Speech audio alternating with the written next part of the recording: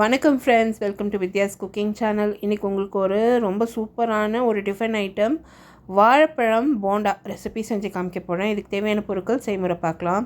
இங்கே நல்ல பழுத்த வாழைப்பழம் எடுத்திருக்கேன். அடுத்து நம்மளுக்கு மில்க் பவுடர் தேவைப்படும், ரவை தேவைப்படும், மைதா மாவு, சர்க்கரை, கொஞ்சமாக ஏலக்காய் தூள், பொடியை நறுக்கி வச்சுருக்க தேங்காய், இதுதான் நம்மளுக்கு தேவை. தயிர் தேவை, கொஞ்சம் நல்ல ஃப்ரெஷ் தயிராக எடுத்துக்கோங்க.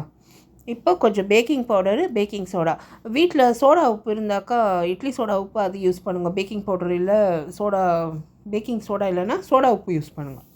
வாழைப்பழத்தை உரிச்சிட்டு ஒரு மிக்சிங் பவுலில் சேர்த்துக்கோங்க. கையாலேயே நல்லா மசிச்சு விட்டுக்கோங்க. அது நல்லா பழுத்திருக்க தொட்டு வாழைப்பழம் நல்லா மசிச்சிக்கலாம். இதுலேயே சர்க்கரை, கொஞ்சமாக அந்த ஏலக்காய் தூள் சேர்த்துக்கினேன், கொஞ்சமாக இந்த மில்க் பவுடர் சேர்த்துக்கினேன், டேஸ்ட்டாக நல்லாயிருக்கும்.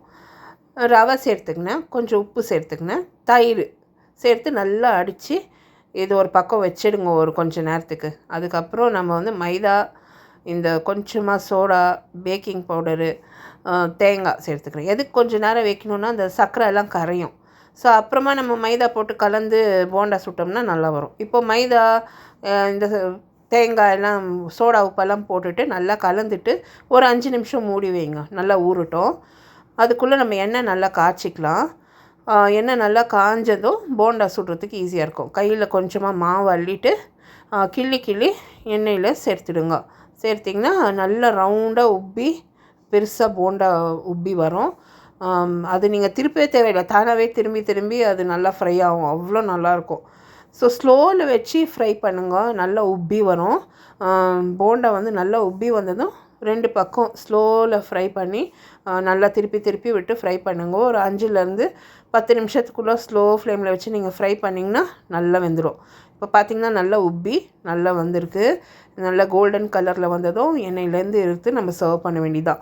இந்த ரெசிபியில் யூஸ் பண்ணியிருக்க இன்க்ரீடியன்ஸ் எல்லாம் இந்த வீடியோலேயே நான் போஸ்ட் பண்ணியிருக்கேன். அப்படி இல்லைன்னா நான் description box below this video நான் கொடுக்குறேன் ஃப்ரெண்ட்ஸ். கண்டிப்பாக இந்த ரெசிபி ட்ரை பண்ணுங்கள். குழந்தைங்களுக்கெல்லாம் ஒரு நல்ல டிஃபன் பாக்ஸ் ஐட்டம். அப்படி இல்லைன்னா நீங்கள் வீட்டில் டிஃபனுக்கு செய்யலாம். நாங்கள்லாம் இந்த ஹனுமான் ஜெயந்தி, ராமநவமிக்கெல்லாம் இதெல்லாம் ரெடி பண்ணுவோம். ஏன்னா வாழைப்பழம் நிறைய இருக்கும். ஸோ அந்த டைமில் நம்ம இது ரெடி பண்ணுவோம். சதுர்த்திக்கு, கிருஷ்ண ஜெயந்திக்கெல்லாம் கூட இது ரெடி பண்ணலாம். ஸோ பாருங்கள், நல்ல அழகான வாழைப்பழம் போண்டா ரெடி ஆயிடுச்சு. ட்ரை பண்ணிவிட்டு உங்களோட காமெண்ட்ஸ் எல்லாம் போஸ்ட் பண்ணுங்கள். இந்த வீடியோ ரெசிபி நீங்கள் பார்த்து என்ஜாய் பண்ணிங்கன்னா மறக்காமல் லைக் கொடுத்து சப்ஸ்கிரைப் பண்ணுங்கள். இந்த ரெசிபி ஃப்ரெண்ட்ஸோட ஷேர் பண்ணுங்கள். அடுத்த வீடியோவில் சந்திக்கிறேன் ஃப்ரெண்ட்ஸ். தேங்க்ஸ் ஃபார் வாட்சிங். பை.